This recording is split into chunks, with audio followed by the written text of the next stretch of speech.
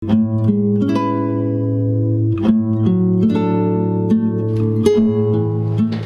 now, it's time for DJ Raqi's Secret Files.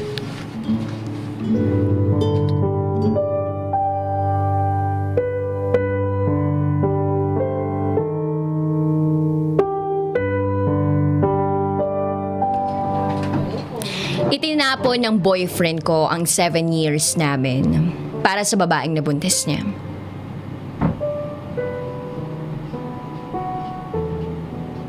Simula first year high school kami hanggang sa pagtungtong sa college. Grabe, masasabi kong smooth at kalmado ang relasyon namin.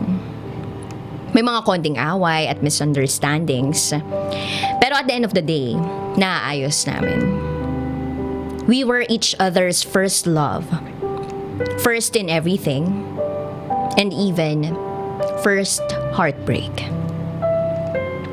Parehas kami nag-aral sa isang pribadong Catholic school, kaya strict yung mga teachers namin. At ang expectations ng mga tao sa amin napakalaki.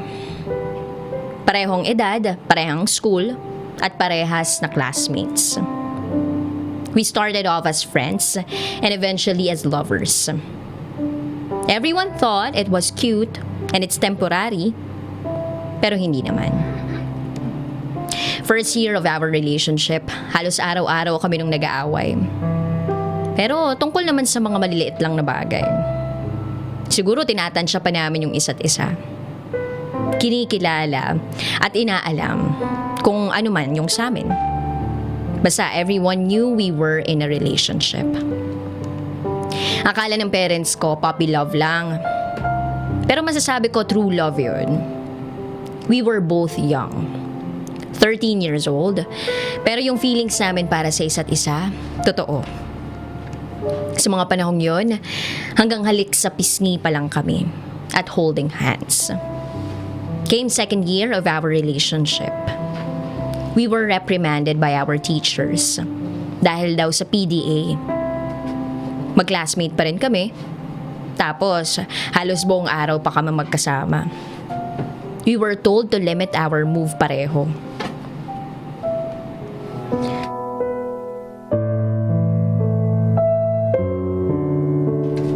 So, nalimit yung pagsasama namin sa loob ng school.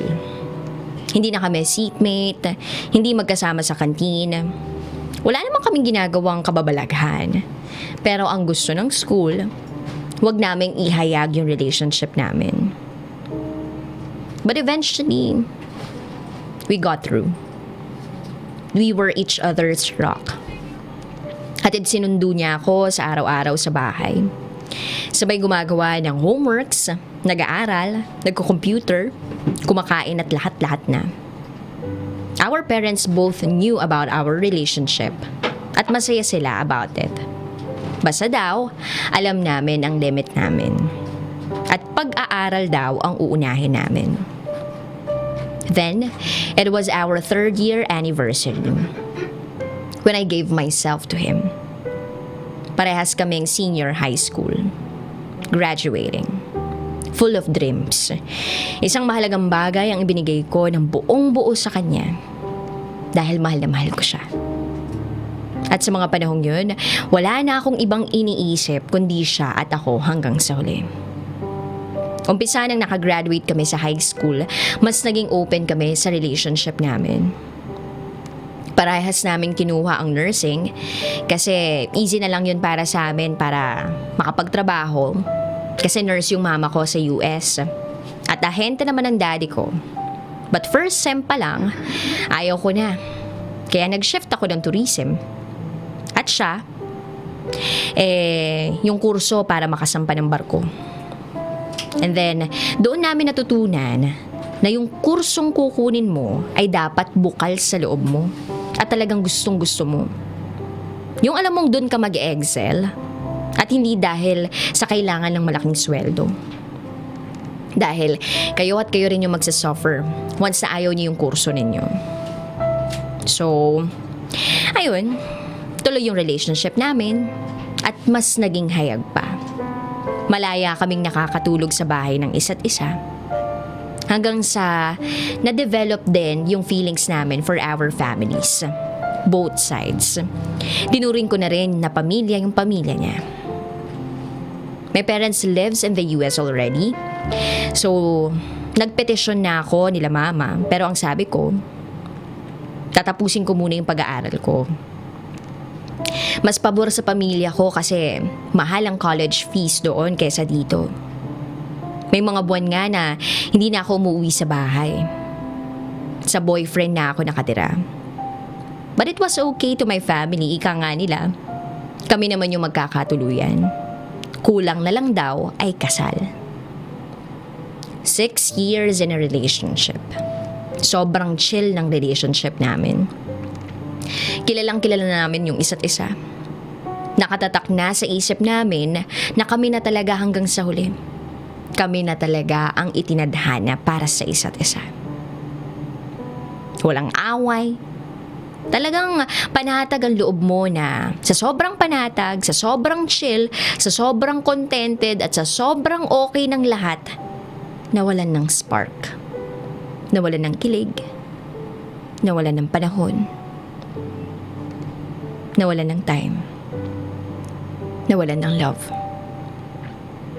For 6 years, parang naging routine na namin na walang iba kundi kami lamang.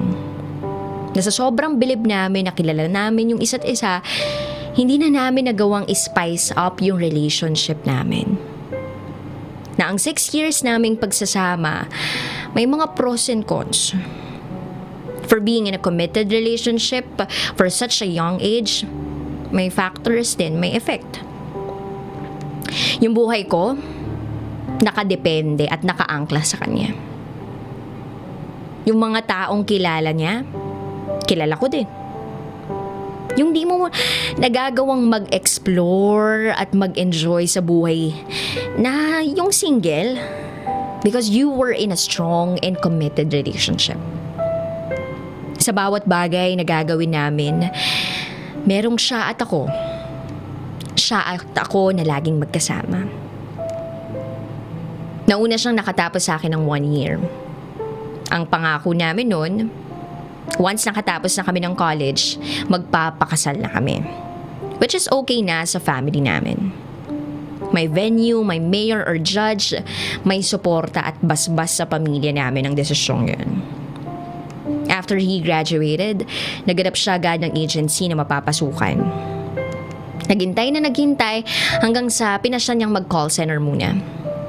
Ang rason niya, pinag-iipunan niya daw yung pang-honeymoon namin. When he started working, I was so patient enough. You see, kahit 6 years na kami, sinusundo niya pa rin ako. But when he started working, ang sabi ko, wag niya na akong sunduin. Kasi madaling araw yung trabaho niya. At yung oras na ihahatid at susunduin niya ako, itulog niya na lang. Saturday and Sunday naman yung day off niya, kaya yun na lang yung time na gagamitin namin para magkasama kami. Noong una, once or twice a week lang kami nagkikita. Hanggang sa naging once every 2 weeks. Hanggang sa naging once every month. Hindi ko naman iniisip yun kasi naging busy din ako sa thesis ko. Pero mas naging busy siya sa trabaho niya dahil na-promote siya. Sa isip ko, okay lang yun kasi para naman sa future namin yun. Hindi pumasok sa isip ko na may iba siyang pagkakaabalahan. Hindi pumasok sa isip ko na he will cheat on me. That he will hurt me. Kasi nga, diba? 6 years na kami. Forever and always. Nicole and Luis. Then one day, nagpaalam ako sa kanya.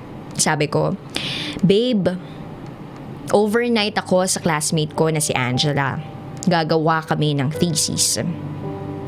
So, my thesis group decided to work with our thesis sa isang 24/7 na coffee shop.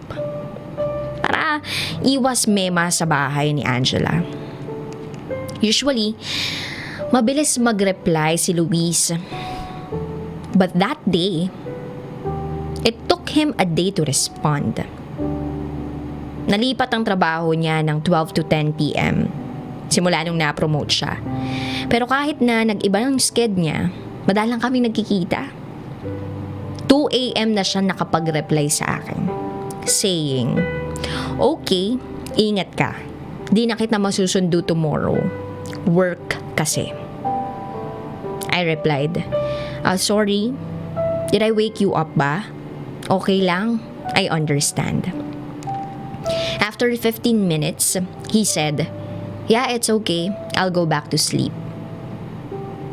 Pero kitang-kita ng dalawang mata ko na si Luis, doon sa mismong 24/7 coffee shop na pinuntahan ko, nakapila sa counter. At first, akala ko namamalikmata lang ako eh. But I was so certain it was him. I was about to go down to meet him nang makita ko a girl approached him. Parang naistatwa ako sa kinatatayuan ko. Hindi ako makagalaw, hindi ako makahinga. Naninikip yung dibdib ko na parang nawalan ako ng lakas. Kung nakikita ko lang yung sarili ko sa mga panahong yun, alam ko namumuti na yung mga mata ko sa sobrang kaba. Yung wisyo kong antok na antok, biglang gising na gising. I wasn't able to talk. I wasn't able to move. I was frozen. Nakita ng mga kagrupo ko yung reaction ko. Tinanong nila ako kung okay lang daw ba ako. Kasi para daw ako nakakita ng multo. Nagdahilan ako na may nararamdaman akong palpitation sa puso ko. Sabi ko baka nasobrahan lang ako sa kape. Pero sabi nga nila, ang intuition ng babae, kakaiba. My mind says dinuloko ako ni Luis, but my heart says otherwise. Nag-order lang sila ng babae at umalis din. Parang sasabog na yung isip ko sa kakaisip kung sino at bakit nagsinungaling si Luis sa akin. Pero dahil mahal ko, I gave him benefit of the doubt. Sabi ko baka kako katrabaho niya yun or kapitbahay. Pero sino niloloko ko? And then, as days go by, nagkakaroon ako ng speculations, doubts, and questions. Mas nagdedemand na ako sa kanya na magkita kami araw-araw. Hindi nga ako minsan pumapasok sa first subject ko kasi pumupunta ako sa kanila. Kailanman hindi ako nagtanong, nagsabi at nagpaalam sa kanya nang nakita ko. I started having this crazy FBI/NBI habit. I stalk every Facebook friends he has. And when I tried to open his Facebook account, tsaka yung messenger niya, iba na yung password niya. Nag-away kami. I asked him bakit niya pinalitan yung password niya. Ang sabi niya, may nag-try daw mag-hack ng FB niya. Tapos sabi daw ng FB, mag-change daw ng password. Sabi ko bakit di niya pinaalam? Nakalimutan lang daw niya. Pigilit kong kinukuha yung FB password niya pero ayaw niyang ibigay. Sabi pa niya, privacy niya daw yun. Sabi ko, girlfriend niya ako. Open kami, kaya may right akong malaman. After 2 days of asking, binigay niya din. Sabi niya, naluloka na daw ako. Tamang hinala daw ako. Hindi niya daw ako maluloko dahil 6 years na kami. At wala daw ako makikita sa FB niya. True to what he said, wala nga akong nakita sa FB niya. But one time when I was at his home, doon ako natulog sa kanila. Tinatago niya yung cellphone niya. At kung ginagamit niya man, panay ang text niya sa Viber. Na at hindi niya pinapakita sa akin. So I asked him, sino ka Viber niya? Sabi niya, ka-office mate niya daw. May group daw sila sa Viber niya. Noong time na naliligo siya, iniwan niya yung phone niya na naka-charge. Pero nakapatay. I turned it on. Hindi niya napatay yung wifi kaya the moment the phone was connected to the internet, nag-pop up yung mga message from the Viber. Ang sabi, tell her to go home na. Tell her need ka sa office. I miss you. Please pauwiin mo na yan. Tutuloy pa ba tayo, babe? Hindi ko magawang i-open yung cellphone niya dahil nakalock. Dahil may CR yung kwarto niya, alam kong dinig niya yung mga nag-message sa kanya. Kaya kahit nakahubad at basang-basa siya, lumabas siya ng banyo with a worried face. So I asked him, may dapat ba akong malaman? Tahimik lang siya. May sasabihin ka ba sa akin? Pakipaliwanag nga nitong message mo sa Viber. He answered, nagdududa ka ba sa akin? Wala akong dapat sabihin sa'yo. Wala din dapat akong ipaliwanag dahil wala yan. For 6 years, ngayon ka ba magdududa? Eh, sino nga yan? Sabi ko. Grabe. Alam ko may something. Wala nga eh. Umuwi ka na nga. Marami pa akong gagawin. Sabi niya. Alam kong di siya aamin, kaya labag man sa loob ko umalis ako. Over 1 month, hindi kami nag-usap ni Luis. Wala akong na-receive na text o tawag mula sa kanya.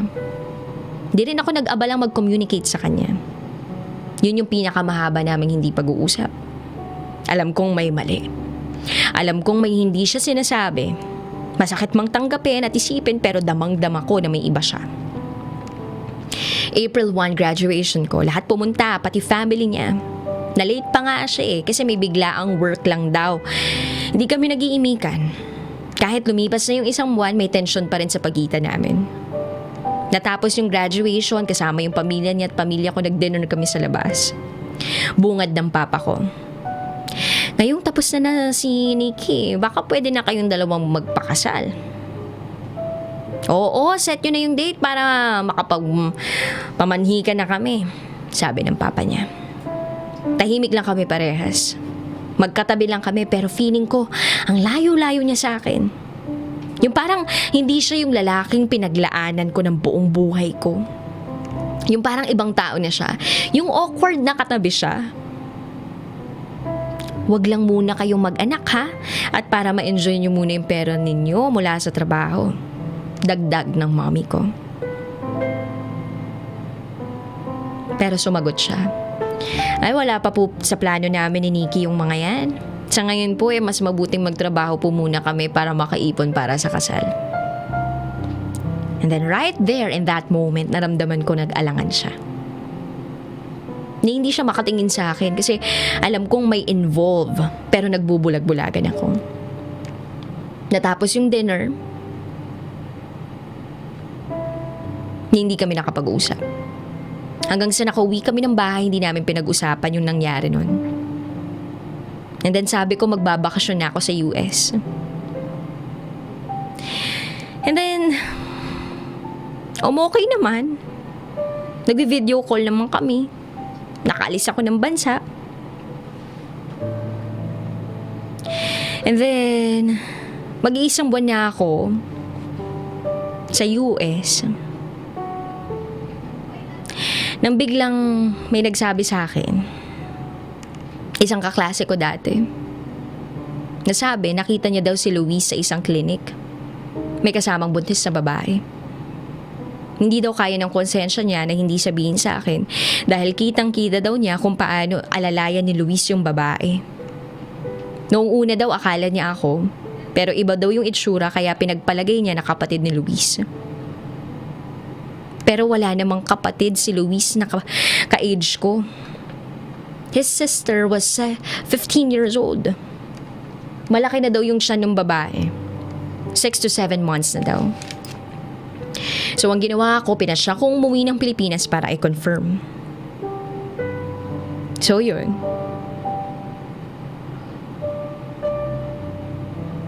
Pumunta ako sa kanila pero wala siya.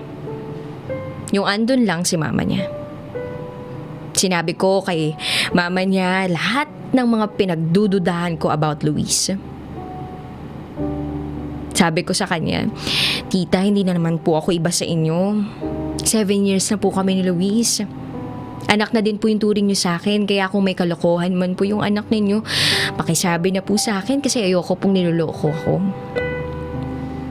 At doon napaiyak si tita. Hindi ko alam kung bakit, dahil ba sa awa, konsensya, takot. Ang sagot niya, mas mabuti na daw kay Luis manggaling. Kaya ng gabing yun, hinintay ko yung pag-uwi niya at ang pag-amin niya nang magkakaanak na kami ni Margo. Sorry Nick, hindi ko sinasadya. Hindi ko sinasadyang mabuntis siya. Hindi ko sinasadyang lokohin ka. Hindi ko sinasadyang saktan ka. At napahugulgul ako. Bakit? Bakit niya nagawa sa akin to? 7 years. 7 years ng buhay ko sa kanya lang umikot. 7 years na inalagaan ko yung relasyon. 7 years na minahal ko siya ng buong buo.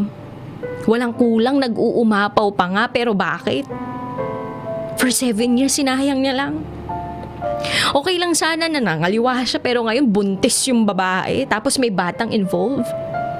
7 years of my life was put into waste. Masasaktan ako nung sinabi niyang, hindi ko siya mahal, ikaw yung mahal ko, natukso lang ako at andyan lang siya palagi sa akin, yung inaalala ko lang yung bata. Patawarin mo lang ako, susuportahan ko lang yung baby, ikaw yung pakakasalan ko.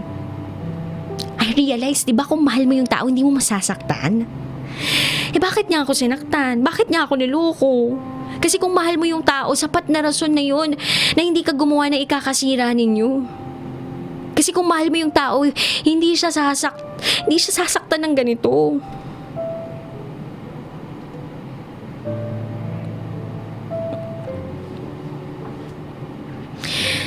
Tinanong ko siya, be honest, mahal mo ba siya? May nararamdaman ka ba sa kanya? Sagot niya, hindi. Ewan. Di ko alam. Di ba kung mahal mo yung isang tao, hindi mo sasaktan? Bakit niya ako sinaktan? Bakit niya ako niloko? Kasi kung mahal mo yung tao, sapat na rason na yun para hindi ka gumawa ng ikakasira niyo. Kasi kung mahal mo yung tao, hindi siya nasasaktan ng ganito. At anong klase akong babae kung ipagkakait ko sa bata yung ama niya? Di ko man alam, pero ramdam kong mahirap sa mga bata ang walang kinagisnan na ama. Tinanong ko siya. Tinanong ko siya ng harapan. Be honest. Mahal mo ba siya?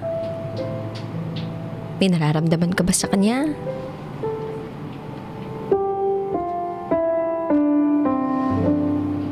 Hindi. Ewan. Di ko alam, Nikki.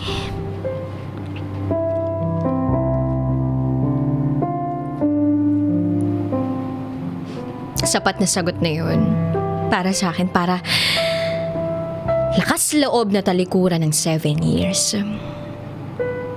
Sapat na sagot na yun para kalimutan ng 7 years kong inalayan ng puso ko.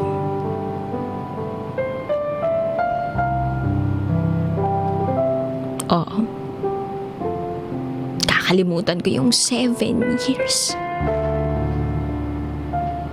Yung taong 7 years ko binigyan ng pagmamahal. Alam kong mahal niya yung babaeng yun. At alam kong gulong-gulo na siya ngayon. Ilang beses pumunta ng bahay si Luis para sa wala.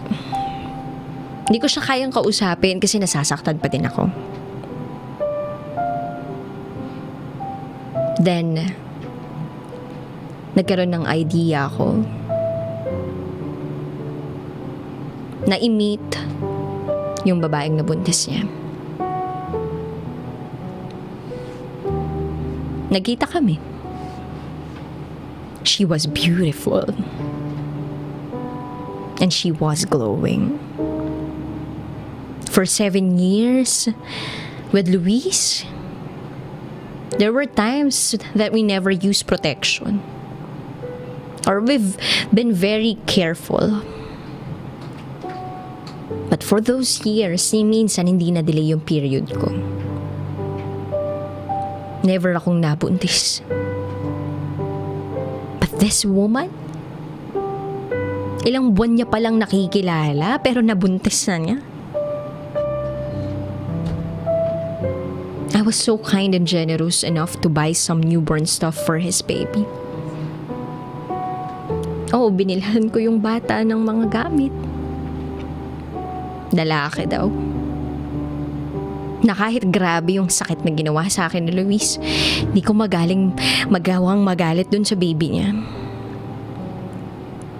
Hindi ko na hinintay na makapanganak yung babae. The moment I left the Philippines, I knew we were over. Unti-unti, hinahayag na nila yung relationship nila sa Facebook. Posting some maternity shots and then welcoming their son. Pero si Luis, he was so persistent to win me back. Nung bumalik ako ng US, halos araw-araw ako nag-party. Walang araw na hindi ako laman ng bar doon. Walang magagawa si na mommy kasi alam nilang nasasaktan ako eh. And yes, I'll be hypocrite if I say hindi ako nagpagalaw sa ibang lalaki. There was a moment na every week, iba-iba yung lalaking nakakasama ko sa kama. Mostly men I met on Tinder. Hindi niyo ko masisisi. Because for the past 7 years, I devoted my life, myself for Luis. Yet he cheated on me and got someone impregnated. Pero kahit ganun yung ginagawa ko, di ko pa siya makalimutan. Kaya kahit alam kong masaya na siya sa bago niyang pamilya,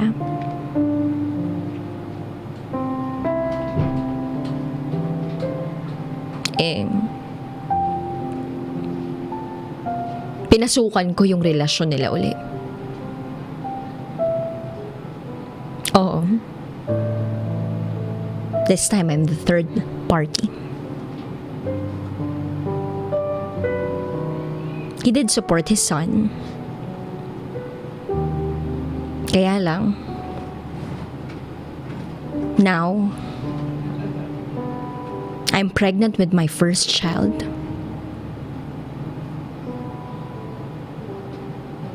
Yes, I got pregnant by a different guy. Hindi yun si Luis. And I might abort it.